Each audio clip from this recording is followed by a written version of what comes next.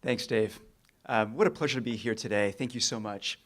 Jim and Carl and Lindsay and all the other leaders who have assembled this impressive collection of talent, all aligned towards kingdom purpose. You've got amazing energy and resourcefulness and intelligence and experience. We'd love to emulate that at Praxis. How do we build an ecosystem of support for Christian entrepreneurs? Let me tell you a few ways you can join us.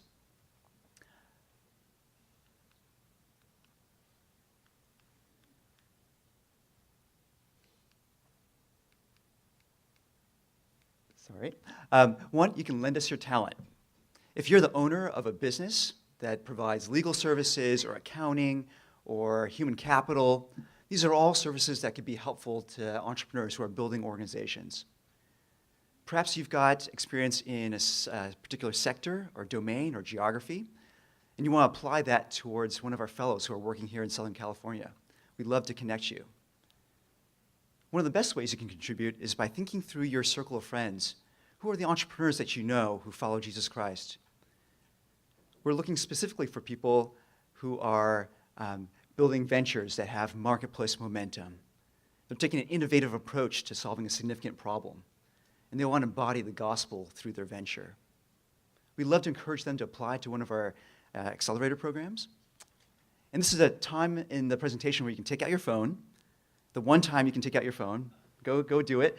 Put my name and email address in there, josh@praxislabs.org. And I want you to put down the name of an entrepreneur who's emerging, high potential kind of person, or maybe someone who's got a scaled business that's running at 100 employees. I'd love to get to know them. Now, some of you out there say, well, I don't really know any entrepreneurs. How can I be helpful? Well, you might be growing one in your home, right? How many of you have millennials at home? All right. And some of them are off to college. How many have college kids? All right, fantastic. We'd love to get to know them. We'd love to have them come and join us at Praxis Academy. Praxis Academy is going to be held right here in your backyard at Biola University, first week of August. Okay. So the deadline for application is April 17th. We'd love to get to know your kids. They're going to have a blast with us. All right. Now, some of you say, you know what, my kids just graduated. I'm sorry. Don't be sorry, because you are now flush with more than $100,000 in cash each year. Am I right? And you're wondering, how can I deploy that well? Well, we have some ideas for you, right? So you're looking for an investment opportunity. Come spend time with us at the business finale. This is where you'll get to meet our business fellows, people who are running high-impact businesses with social and cultural impact. Okay? Now, some of you out there are wondering, gosh, you know what? I have too much money. I've already made so much, I don't know what to do with it. We can still help you, all right? We are having an event in Naples, Florida, September 22nd. This is where you get to meet our nonprofit fellows. We have an amazing group of people coming up in our next program. We'd love to share with you what they're working on. One of them has been named by Forbes magazine as one of the 30 under 30 top entrepreneurs in the country. Another has received a $500,000 grant from Google. We have such a collection of people who are out there working on new ideas, new social impact, new spiritual impact, and we'd love to introduce you to them. So after hearing this morning's presenters, I want to go learn how to ride a horse. I want to go to law school and work for Alan. You have an amazing opportunity to invest your talent and your time, and God bless you for what you do. Thanks very much. To finance your inventory, especially when you have large orders coming in from folks like Nordstrom's that he works with. So my co-founder Josh has worked closely with him over the past 2 years to find 3 different foundations who were able to provide $750,000 in low-interest loans to give him the working capital he needs to scale up his venture and really create more jobs and opportunities. Overall, we're proud to say that so far, we've been able to, this is actually over 10 million now, we've deployed to our fellows through Praxis events and relationships they've made down into these early stage entrepreneurs. Our nonprofits are growing at an annual clip of 23% per year, a great growth rate and evidence of the accelerative abilities of our mentors. And as a community, the 60 ventures in our alumni pool have over $74 million in revenue, so it's a really robust group that's growing. Finally, we think about ourselves as a new type of university. We think ourselves as technically a group that helps with entrepreneurial growth. As one of our fellows said, Ryan Keith, he got more out of Praxis than his full ride at Harvard Kennedy, which is a really kind thing for him to say. But we also think about the thoughtfulness of our entrepreneurs. We want our folks to be thinking at the intersection of what's on God's heart, the theology, what's going on in the world, in culture, and then creating entrepreneurial responses to that intersection. We also think that we should have a different view on the field of entrepreneurship in general, which is really summed up well by this quote, which talks about how it says, "As servant people, we are relaxed. The weight of the world is not on our shoulders. In fact, we are not the managers of society, and nor would we be if we were. We don't have to save democracy in the free world. We don't even have to save ourselves. Should we be ineffective, our cause is not lost. And should our efforts bear fruit, this will not be their justification." It goes on. I don't have enough time to keep reading it, but we really believe that there is a different model for Christian entrepreneurship in our world today. So those are the three ways we organize for impact. We really believe in this idea of a long obedience in the same direction as well. We want to work over the next 30 years with 1,000 entrepreneurs and really support them in community in a big way. And that's all part of our mission to proclaim Christ in culture through entrepreneurship and renew the spirit of the age one venture at a time. My co-founder Josh is going to come up real quickly and just share a couple ways to engage.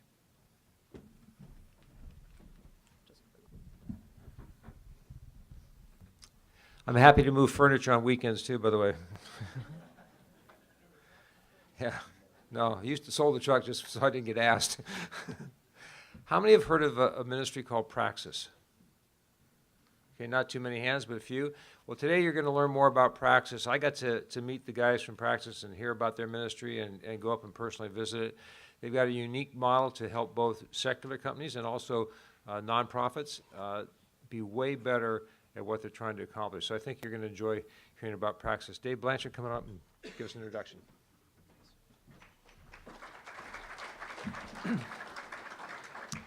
It's a real privilege to be with you today, and wow, what an amazing thing to see the long obedience in the same direction of the folks who started this, and to have such a great room of individuals like yourselves here together. And just a great honor to share the stage with some of the ministries we've heard this morning who their work is a lot of the reason that we get to exist, which I think you'll understand a little bit more about in a minute. So before I tell you about what we do organizationally, I want to welcome you into a little bit of a conversation about what's going on in culture today. We think we are in the midst of an entrepreneurial age that is unprecedented, and that creates an opportunity for Christian entrepreneurs that's unlike anything else we've seen. Not getting any action on my clicker here. There we go. So this unprecedented opportunity for Christian entrepreneurs is really a result of three trends we see happening across the entrepreneurial spectrum. Those are along the lines of interest, influence, and impact. So if you look at what's going on in the world today, the Kauffman Foundation says that 54% of millennials want to join a startup or have already started one. This is an unprecedented vocational shift that we haven't seen before. It's energy that's redirected, that we need to redirect to kingdom opportunities. At the same time, the influence of entrepreneurs is undeniable in our culture today. Whether it's Muhammad Yunus winning the Nobel Peace Prize, Invisible Children have the highest viewed video of all time, a primetime television show about entrepreneurship, or even this last one, which I think really highlights it. This is Dennis and Naveen, the founders of the Foursquare technology app. They're featured in a Gap campaign, a fashion campaign, alongside rock stars and movie stars, if that gives you a sense for how our youth are thinking about the role of entrepreneurs in society today. At the same time, the impact opportunity is incredible. Jack Dorsey, founder of Twitter and Square, said on the cover of Fortune that the most efficient means to spread an idea today is corporate structure. Maybe 200 years ago it was something different. Maybe 100 years from now it will be something altogether different. But right now, with the talent and the capital and the ecosystem around entrepreneurship, if you have an idea and you want to get it out into the world, you should start a business or a nonprofit. Let me give you 3 examples of people who've done this recently and in the past, really across the spectrum of worldview. The first is Jamie Torkowski. Jamie is the founder of To Write Love on Our Arms, one of the most successful movements to talk about mental illness and depression amongst the college age group. He believes that God cares about individual pain, and that drove him to create this organization. You also have Wendy Kopp, the founder of Teach for America, one of the most successful nonprofits of our time. Boston University Online said that her conscience compelled her to create a solution to economic inequity. She created an educational nonprofit that's taken over the country by storm and now the world. At the same time, this is not a new idea. We're all familiar with Planned Parenthood. Maybe you're familiar with Margaret Sanger and her philosophy about what made a woman free. That idea, put inside of a corporate structure, has had dramatic impact on our society. None of us can deny that. Devastating, in fact. So this is the role of entrepreneurs in society. We see cultural impact happening through the first entrepreneur's idea that begins to shape an organization. They recruit employees who take on a certain perspective about the world. They work in a certain way. Those employees and that team starts to shape the stakeholders that they interact with, the beneficiaries, the customers, the people who finance those ventures. As those stakeholders begin to be shaped, the industry takes on best practices from those leaders. And as industries go, so goes the broader culture. This is why we think it's so important who those entrepreneurs are. It shapes the gospel should, at the end of the day, shape their motive, why they do what they do, shape their vision, what they're going to go about doing, and then ultimately their execution, how they go about doing it. All this adds up to what we say, which we really believe that the future of culture depends largely on the next generation of entrepreneurs. It's a big statement, but almost everything we interact with has been created from an entrepreneur at some point in history. So an ecosystem has been created to support these entrepreneurs. Some of you may be familiar with these names on the screen: Y Combinator, Techstars in the for-profit space, Echoing Green, Draper Richards Kaplan, Skoll Foundation. Organizations doing great work to help entrepreneurs accomplish their goals. But there's a major problem that faith has been largely left out of that equation. That's where we come in. We exist to flip that on its head. We've created Praxis as a 501c3 nonprofit to equip and resource Christian entrepreneurs who are motivated by their faith. We think they should be supported in a multifaceted community of support. So that's where we've come about. We're inspired by a group called the Clapham Circle. Maybe you're familiar with them. They actually existed 200 years ago. I don't know if Jack Dorsey knew that he was referencing them, but they were a network of friends and family who were bound together by moral and social values and their religious faith. They were strong Christians led by a man named William Wilberforce, who perhaps you've heard of. They're most famous for the abolition of the slave trade, but they were involved in myriad things. In fact, they launched 65 different initiatives, campaigns, businesses, and nonprofits during a 40-year period, all across a variety of sectors. They were involved in the reformation of education, in evangelism, in Bible translation. They started a society against animal cruelty. If they thought it was important for the fabric of the culture, they got involved in advocating for it. Their biographer, Stephen Tompkins, says that the ethos of Clapham became the spirit of the age. A powerful statement. So we have the audacity to ask, what might this look like in our time? How might we get involved in this? And we think this is where entrepreneurs come in a big way. To go full circle, we think entrepreneurs are winsome cultural witnesses. In a world where people don't want to hear about faith so much as they want to see it, their ventures can be a demonstrated apologetic. We've seen that this morning from this stage. People's hands giving birth to what they think faith looks like in our world today. So how do we help these entrepreneurs? We've got a few core programs I'll tell you about real briefly. We run accelerator programs that are 6-month long that help businesses and nonprofits that are Christian-led get access to world-class Christian mentorship, people who've really integrated their faith in a deep way and had a lot of success doing that. We put them in a shared faith peer community, so they have a dozen other entrepreneurs to work with that go through the same challenges and struggles. It's a hard thing being an entrepreneur. We give them access to values-aligned capital, which I can probably don't need to tell you, tremendously shapes the direction of the mission of the organization. And then ultimately, we're discipling these leaders, giving them spiritual formation so that they can go on to make the hard decisions that are necessary to keep their faith in this culture. We run 2 programs a year where we take 12 Christian-led nonprofits and 12 Christian-led businesses. So we work with 24 total organizations a year. These are the top Christians we can find around the world. We have a couple of first gatherings that really are focused around that mentorship and organizational development and personal development. And then we have these finale events, which my co-founder Josh will tell you about in just a bit, where we welcome investors and philanthropists in to help support these entrepreneurs in their work. Our other program is called Praxis Academy. Praxis Academy works with undergraduates, and our goal with Academy is to shape the imagination of the next generation of entrepreneurs. So every summer, we spend a week with 150 top students who are interested in faith and culture and entrepreneurship. We give them access to some of our accelerator alumni and help them think about the theological foundations of how God thinks about work and our opportunity in the world. But that's what we do. Let me tell you a little bit about how we think about ourselves. And this is a little bit about who we are today and also aspirationally what we want to be over the long term. Really see ourselves as a community, a venture group, and a new kind of university. On the community side, it's one thing to say we're a community. We use that word a lot. But we want to think about ourselves not as aiming at community, but really as community being a byproduct of shared mission, vision, and activities, as author Mark Scandrette says. So we're orienting towards things, and we believe that relationship comes out of that. We're thrilled to have a community of over 110 entrepreneurs who are working around the world across different sectors. We've got organizations working in everything from genomics to discipleship to orphan care to technology to retail, believing that the body of Christ makes up the fabric of society in a really compelling way, and it's important to be working across sectors if you want to shape the spirit of the age. We've also had over 150 mentors participate in our program so far. Maybe you're familiar with some of these faces and names on the screen.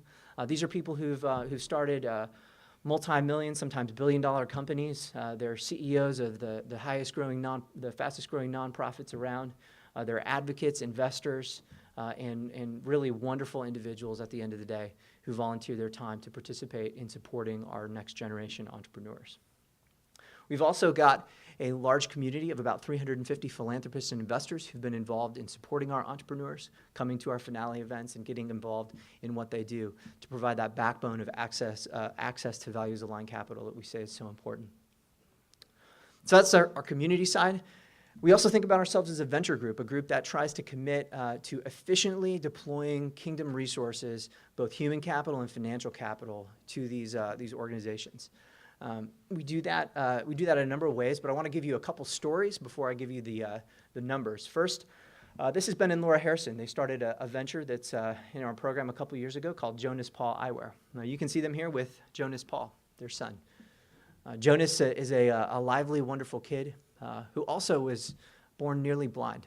A devastating event for Ben and Laura. He's had 16 eye surgeries since his birth just a couple years ago. Very difficult. Amazingly, they had a creative response to that suffering, as is often the case. And they started an eyewear company to honor their child. They wanted to do 2 things. First, they wanted to take away the social stigma that exists when kids put on eyeglasses, the 4 eyes syndrome. They believe that if adults could have the style of Warby Parker and these types of things, that kids should have that too. They should go to school confidently. So they started this fashion-forward eyewear line, and they also have a give site, buy site program, where if you buy a pair of glasses, it goes to someone in need internationally. They came to our program as a small organization with $54,000 in revenue and big dreams. And our finale, they met an individual who said, I really like what you're doing, I like your heart, and I know the former CEO of LensCrafters who's a Christian. I want to put you in touch. A couple months later, that guy was leading a $500,000 seed investment in their organization and sits on their board. He also brought in a friend who's one of the top retailers of sunglasses in the country, and they're off to the races. This is a way that our community turns into a venture group and really starts to provide results. Another example is Cole Cressilius, the co-founder of Crochet Kids, a Costa Mesa-based nonprofit that works in Uganda and Peru to help employ women through apparel design. This is actually Cole on the the cover of the New York Times Style magazine with his co-founders. It's a high-profile organization that has gotten a lot of great coverage, but it's also a nonprofit. And you can imagine one of the difficulties of being a nonprofit with a business model is getting enough working capital.